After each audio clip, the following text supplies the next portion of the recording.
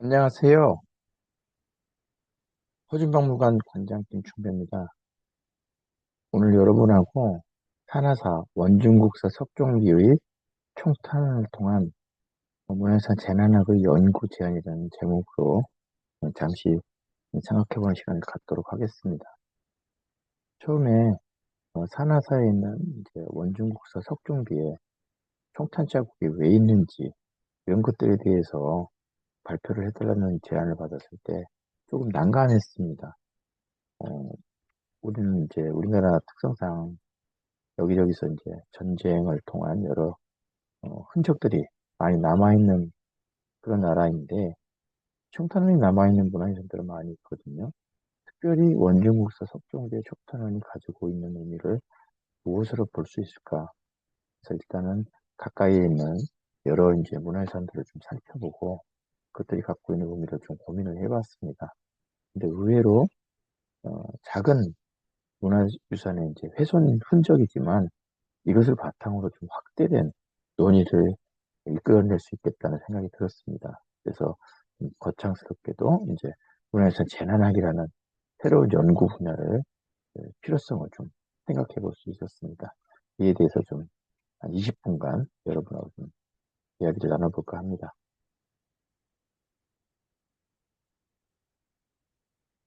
오늘 드릴 말씀은 우선 이제 원중국사 석종비 자체의 이제 총탄원의 모습을 좀 깊이 있게 좀 살펴보고 자세히 좀 들여다보고요. 그 밖에 총탄원에 있는 대표적인 문화유산들이 주변에 어떤 것이 있는지 살펴보도록 하겠습니다. 그리고 이런 어떤 총탄으로 대표되는 어, 인위적인 재난 그리고 문화유산의 관계 이런 것들 좀 두루 좀 폭넓게 살펴보고 이런 재난들이 반복적으로 일어나거나 또는 일어났을 때 그 이후의 대처들이 어떤 방식으로 진행되고 있는지 좀 고민이 필요하고 이런 것들을 좀 효과적으로 대응하고 또 그것을 바라보는 관점의 근본적인 철학을 좀 생각해보는 그런 의미에서 이제 학문의 제창의 필요성을 좀 주장하고 있습니다. 그래서 그런 부분에 대해서 그다음 마지막으로 좀 살펴보고 오늘 발제를 마치도록 하겠습니다. 양평 산하사 가을 정취의 모습입니다. 몇 년 전에 찍은 사진인데요. 어, 상당히 정취가 있고 아름다운 자그마한 사찰입니다만 사실은 이 사찰은 태고용사 보호가 창건이 됐던 것으로 알려져 있는 고려 말에 굉장히 어, 규모가 있고 의미가 있는 사찰입니다. 이곳에서 이제 오른쪽 부분에 보이는 것이 바로 석종이고요. 이 옆에 비각 안에 이 석종의 유래, 석종은 말이 석종이지 사실은 부도입니다. 대고동사 보호의 부도. 그 이제 사진 보신 부도고요. 그 옆에는 이제 이 유래를 적은 내용이 새겨져 있는 비, 석종비가 있는 비각이 되겠습니다. 그래서 현재 가까이서 본 모습이고요. 석종비의 비보각입니다. 이 안에 화강암으로 된 이런 식으로 어, 틀이 있고 이 안에 이런 석종비가 들어 있습니다. 이것들이 이제 많이 훼손되고 심지어는 이게 화강암 틀도 깨진 상태였고 여기에 총탄원도 있고 그렇습니다. 근데 다행히 이 석종비의 내용이 부분적으로 훼손되어 있으나 훼손되기 전 상태의 탁본이 남아 있어서 전체적인 내용을 이해하는 데는 큰 무리는 없는 것으로 판단되고 있습니다. 이 탁본은 서울대학교 박물관에 소장되어 있습니다. 그리고 이제 석종비 전면에 나온 여러 흔적들과 더불어 이 테두리에 이제 보호 트리 역시 이제 동강에 나 있는 상태지만 시멘트로 접합돼서 재조립되어 있는 상태입니다. 그 석종비 전면에 나타나 있는 어, 내용입니다. 원중국사 석종비 석종령 이렇게 이 내용에 대해서 어떤 내용인지를 밝히고 있는데 대부분은 원중국사 태국 고유의 업적들을 좀 나열해서 보여주고 있고요. 그 뒷면에는 이 석종과 석종비의 시주에 동참한 동참자 명단들을 기록해 놓고 있습니다. 어, 이런 이제 석종비와 주변에 있는 이 산하사의 여러 문화유산들이 사실은 이제 훼손이 많은 상태지만 그 이전에 있었던 모습을 좀 볼 수 있습니다. 그래서 이것들은 4년 전보다 1916년경에 이만희 시류 금소룡이라고 하는 일본인 학자에 의해서 기록된 유리건판 사진들입니다.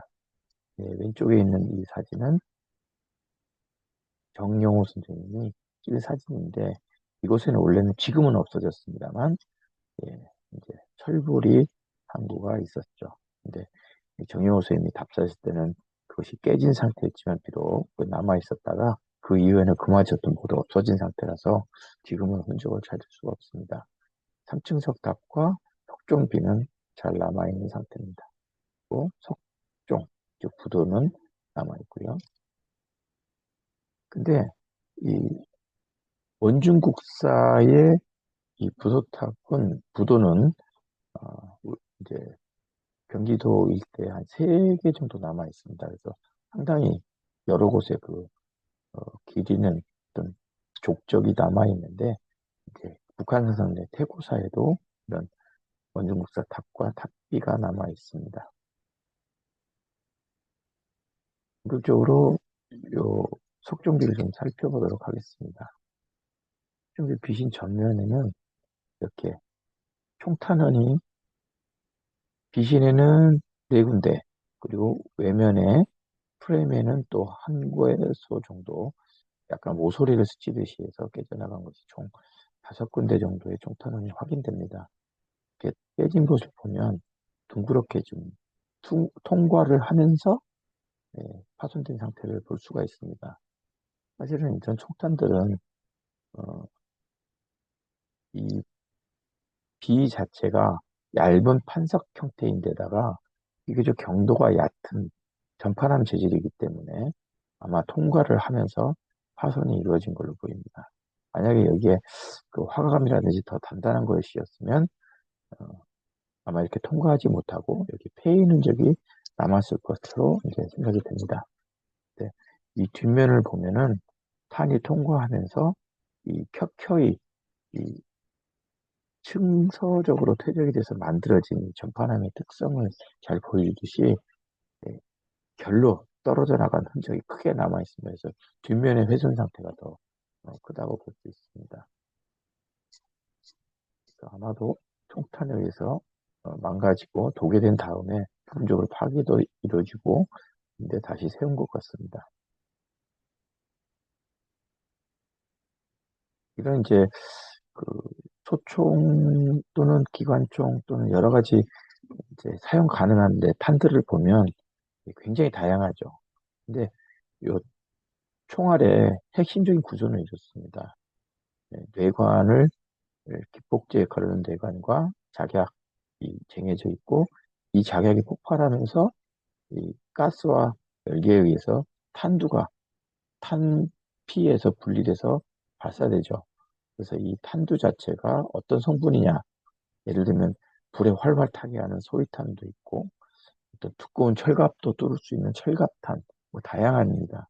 그래서 요 화약의 양, 탄두의 어떤 재질에 따라서 어떤 그 탄착점에 미치는 파괴력이 차이가 난다고 할 수 있습니다. 아마도 이 원중국 사탑이 있는 사라사 계곡 일대에는 그 6.25 때의 격전지였다고 전해지고 있고 양평 곳곳에서 이런 북한군과 이제 국방군 사이에 인민군과 국방군 사이에 총격전이 다소 벌어졌다고 전해지고 있습니다. 그런 과정에서 아마도 탄원들이 발생하지 않았나 이런 생각을 해보게 되는데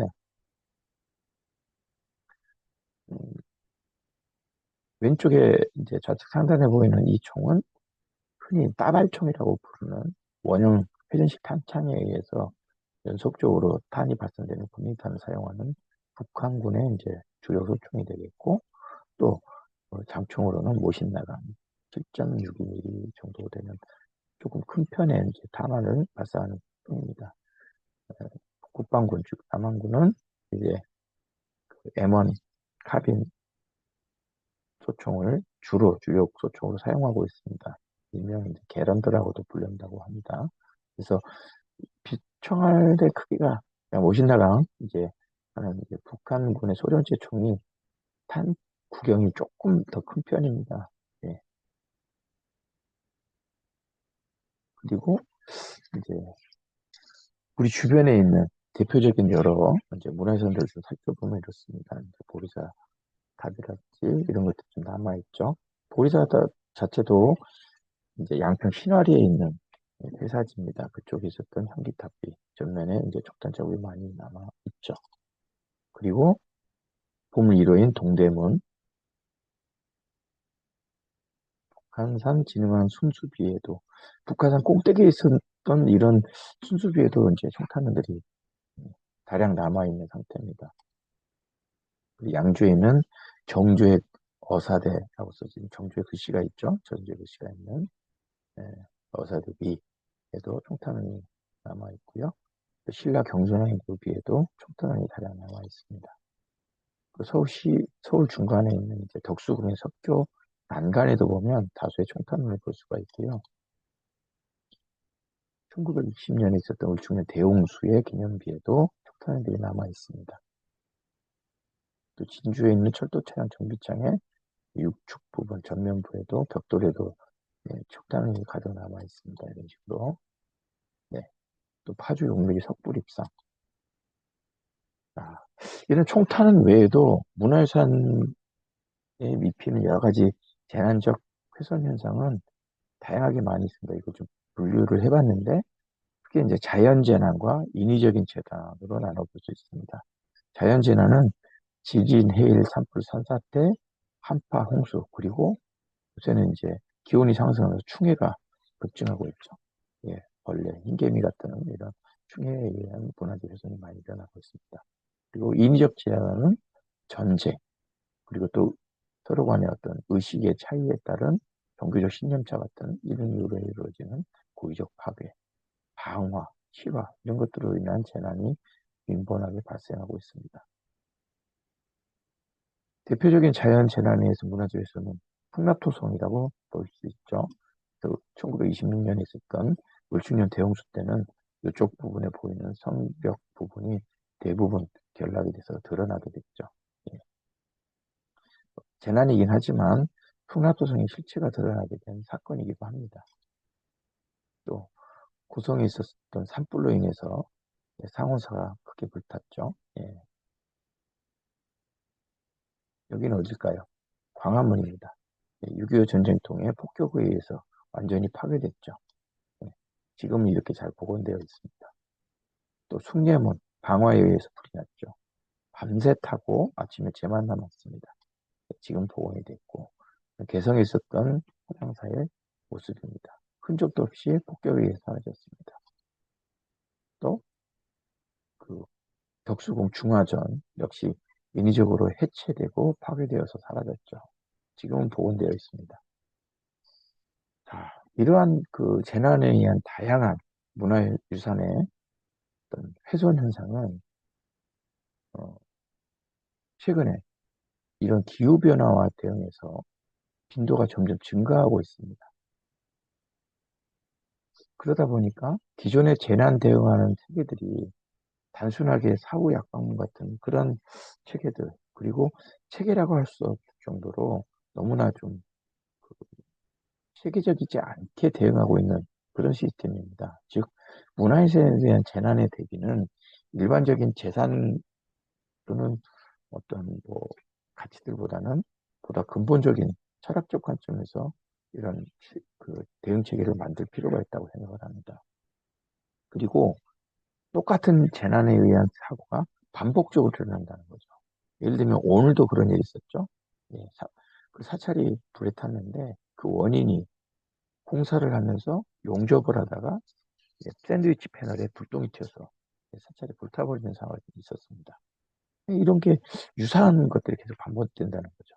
그리고 이후에 재난이 일어난 다음에 그걸 다시 복구하거나 또는 복원하거나 하는 일들이 벌어질 때 이 체계가 미비함으로써 부실하게 이루어진다는 점이 많이 지적되고 있습니다. 그리고 이런 것들을 특별히 어떤 건축학이라든지 문화재 보존학이라든지 이런 데서 대응할 게 아니라 사실은 복합적인 통섭적 연구로 복합적으로 이 재난에 대해서 대응하고 기술을 좀 디벨롭 시키고 할 수 있는 그 연구가 필요하다.